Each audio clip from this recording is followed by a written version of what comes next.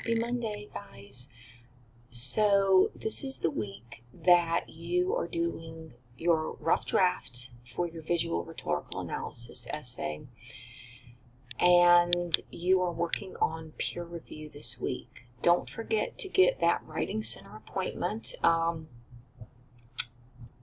if there are any still available. So if we go through our announcement for today,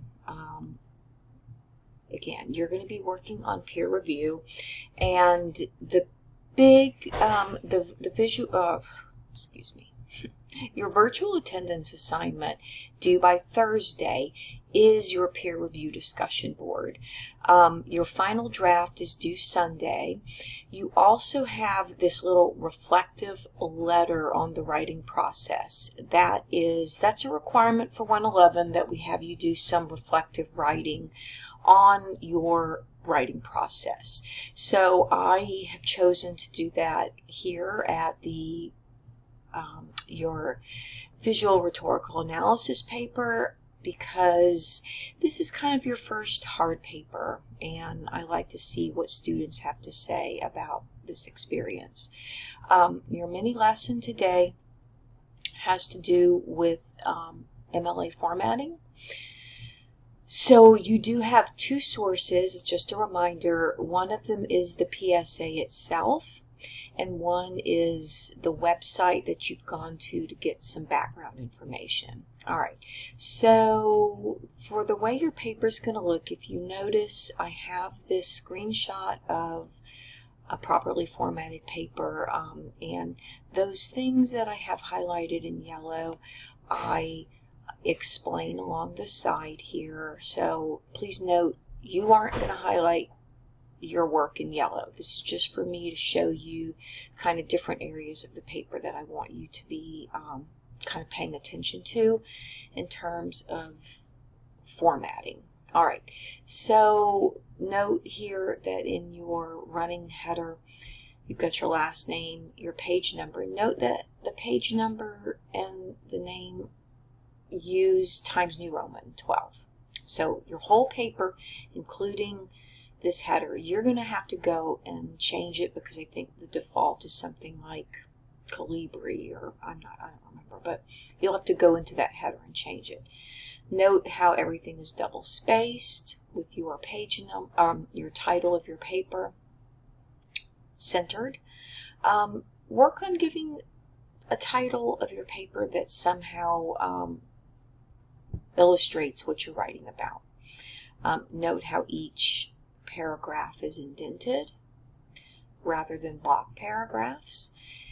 And also note here how, if you're going to do a quote, you'll say according to, and then you give your quote. When you use the word PSA, or the phrase, the acronym, note how you would first write out public service announcement with PSA in parentheses. This is true for all acronyms that you use.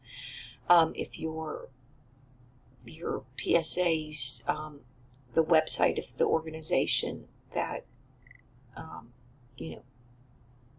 authored it is an acronym, be sure you write it out first. Okay. Note how you name your PSA with a name. Some of them are already named, others you'll have to make up a name. It's title capitalization. In other words, each of the main words is capitalized and in quotation marks. And then note that the thesis statement is the final statement of the first paragraph. And you see how this thesis statement doesn't use the words rhetorical, appeal, or doesn't use ethos, logos, and pathos. It gives synonyms to that, and that just makes it a little bit less template-like. You need to include your the image of your PSA as the very last page. It'll be on its own page, and you're going to include it, and then you're going to have this labeling figure 1 with the name of the PSA. Okay, and then your final page on this paper is your works cited, and you're going to have at least 2. If you use 3, like if you define a word, you definitely need to include that too. And you're going to have the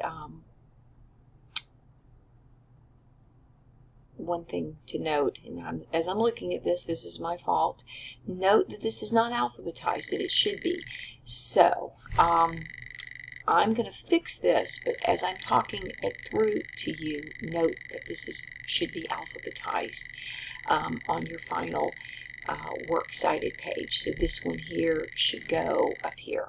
All right, and you can include the access date for digital. This is optional for MLA 9th edition, but I recommend it for digital sites. All right, let's see.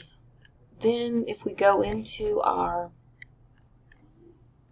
Module 2, into Week 8, we've got over here, we've got your discussion board. That is your peer review session. Here's the worksheet. Here's where you submit your final draft. Here's where you submit this reflective letter. You're basically going to come here and download the template. You're going to write up a letter answering these questions, and then you'll submit it here. All right, any questions for me? You know what to do.